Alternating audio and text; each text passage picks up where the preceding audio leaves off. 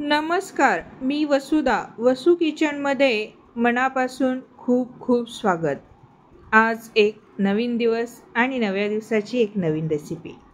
मी आज आपल्यासाठी एक स्वादिष्ट आणि रुचकर अशी नवीन एक रेसिपी मी आपल्यासाठी घेऊन आलेली आहे. आणि आता या रेसिपीच्या साहित्यापासून आपण सुरुवात करूया. प्रथमतः आपण 1 कप दूध घेतलेलं आहे, अर्धा कप डेसिकेटेड कोकोनट आहे, 1/3 कप शुगर आहे, 1/2 कप कॅश्यू नट्स आहे आणि साधारणपणे 150 ते 200 ग्रॅम इतकं पनीर मी या ठिकाणी घेतलेलं आहे आणि 3-4 वेलची मी या ठिकाणी घेतलेले आहे. असं यासाठी लागणारं साहित्य आहे.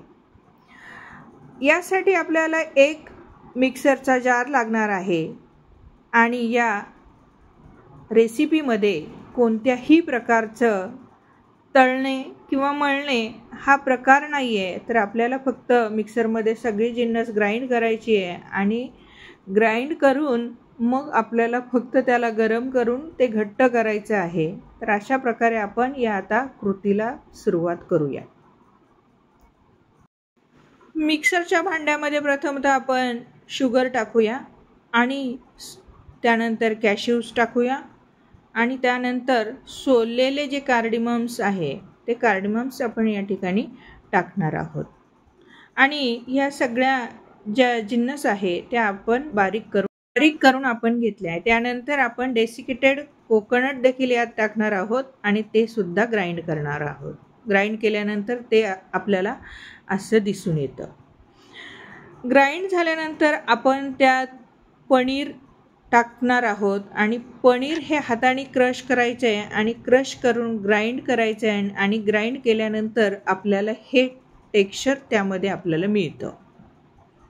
आणि त्यानंतरची प्रोसेस म्हणजे आपण दूध टाकायचं आहे आणि पुन्हा एकदा मिक्सरवर ह्या सगळ्या जिन्नस ज्या आहे त्या बारीक करून घ्यायच्या आहे. आणि जर मिक्सरच्या भांड्यामध्ये ते मावत नसेल तर पुन्हा 2 स्टेपमध्ये आपण ते बारीक करायचं आहे आणि व्यवस्थितरित्या ते बारीक झाल्यानंतर आपल्याला पातळशी अशी स्मूथ अशी एक पेस्ट त्या ठिकाणी आपल्याला मिळते. आणि ती पेस्ट मिळाल्यानंतर आपण ती पेस्ट एका कढईमध्ये आपण टाकून ती बारीक आपल्याला ती साधारणपणे अशी या ठिकाणी सगळं मिक्सरवर बारीक केल्यानंतर असं हे मिश्रण तयार झालेलं आहे. आता आपण गॅसवर एक कढई तापत ठेवूया. प्रथमतः गॅस पेटवू आणि गॅसवर कढई ठेवू. कढई ठेवल्यानंतर तिला थोडा वेळ तापू द्यायचं आहे आणि ती कढई व्यवस्थित तापली की त्यामध्ये आपण केलेले जे मिश्रण आहे ते मिश्रण त्या ठिकाणी टाकायचं आहे. मिश्रण टाकून झाल्यानंतर ते व्यवस्थितरित्या ढवळत राहायचं आहे. कारण त्या ठिकाणी आपण जर ढवळलं नाही तर दूध, कॅश्यूज आणि डेसिकेटेड जे कोकोनट आहे आणि त्यात आणखी एक गोष्ट म्हणजे शुगरही आहे. या सगळ्या गोष्टींमुळे ते मिश्रण खाली पॅनला लागण्याची दाट शक्यता असते. म्हणून आपण त्याला सातत्याने ढवळत राहायचं आहे. साधारणपणे 3 मिनिटामध्ये ही जी काही लिक्विड टाईप जे आहे ते सगळं घट्ट होऊन येतं. साधारणपणे 1 मिनिटाचा कालावधी लोटलेला आहे आणि या 1 मिनिटाच्या कालावधीमध्ये ते अतिशय सैलसर असं जे मिश्रण होतं ते बऱ्यापैकी घट्ट झालेलं आपल्याला दिसतंय.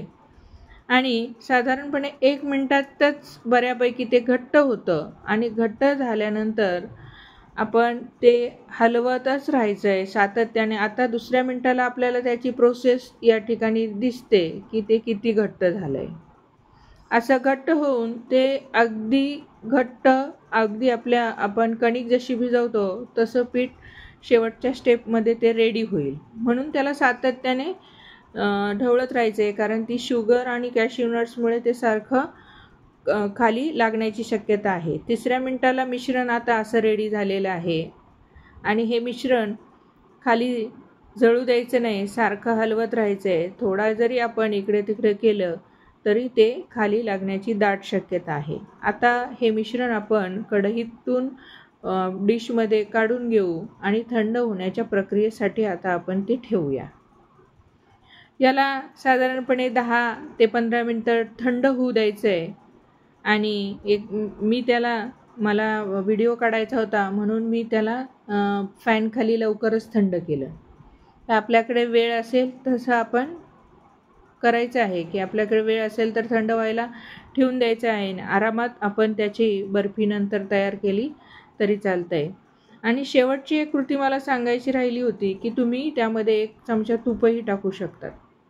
आता 10 मिनटं, साधारणपणे 10 ते 15 मिनटाचा काळ गेलेला आहे आणि त्याच्यानंतर अशी त्याचा पेढा तयार झाला आहे. आणि आता आपण बर्फी तयार करून त्याला ड्रायफ्रूट्सनी गार्निश करायचं आहे. तुम्ही कोणत्याही त्याला शेप देऊ शकता. मी गोलच शेप देणार आहे. आपल्याला जसा चौकोनी हवा असेल, त्रिकोणी हवा असेल तसे शेप आपण तयार करून घेऊ शकतो आणि त्याला व्यवस्थित असं गार्निश करायचं आहे. मी गार्निशिंगसाठी काजू वापरलेले आहेत आणि काही बदाम वापरले आहेत.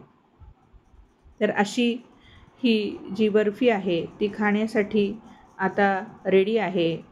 की दुकानांमधील जी भेसळयुक्त बर्फी आहे त्या बर्फीपासून आपण घरगुती जी बर्फी बनवतो ती कधीही आपल्या मुलांसाठी उत्तम आहे. तर खाण्यासाठी रेडी आहे.